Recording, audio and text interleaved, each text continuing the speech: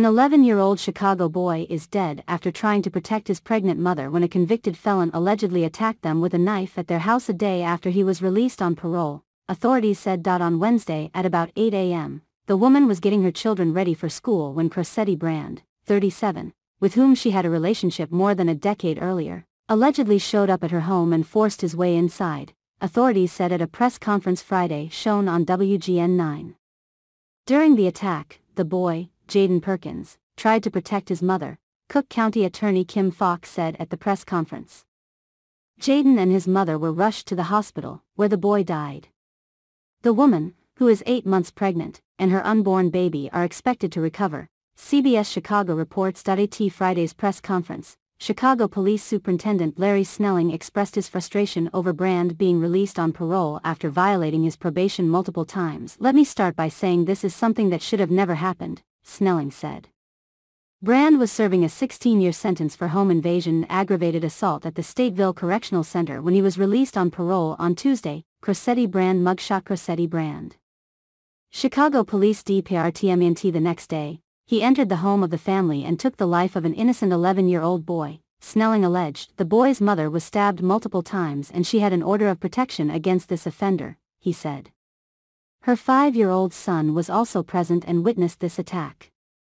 "We have to imagine what that 5-year-old is going to have to deal with the rest of his life after witnessing something so brutal." Brand faces a slew of charges including first-degree murder, attempted first-degree murder, home invasion with a dangerous weapon, unlawful use of a weapon by a felon and prior violation of an order of protection, Chicago Police Chief of Detectives Antoinette Ursitti said at the press conference. Brand has a history of domestic abuse and was serving a 16-year sentence for home invasion when he was released on parole in October, Ursitti said. The woman had been in a prior relationship with Brand more than 15 years ago and had filed orders of protection against him, Ursitti said. In October, Brand was released on parole and placed on an electronic monitor, she said. During this time, he threatened the victim via text and showed up at her home. She alleged that he was sent back to prison in February for this alleged parole violation and released again on Wednesday. Asked why Brand was released on parole, Snelling said he disagreed with the decision. "He violated parole," he alleged. "He violated an order of protection and it involved the same type of crime that he was paroled for. So this is someone who should not have been on the street." Fox agreed, saying, "The victim had an order of protection against him from previous encounters, and this history paints a disturbing pattern of behavior which emphasizes the importance of the filing of the charges today." A support fund started for the family on Cheddar Up said Jayden was known for his love of spending time with friends, playing sports, and performing. His infectious laughter and kind heart touched the lives of everyone he met.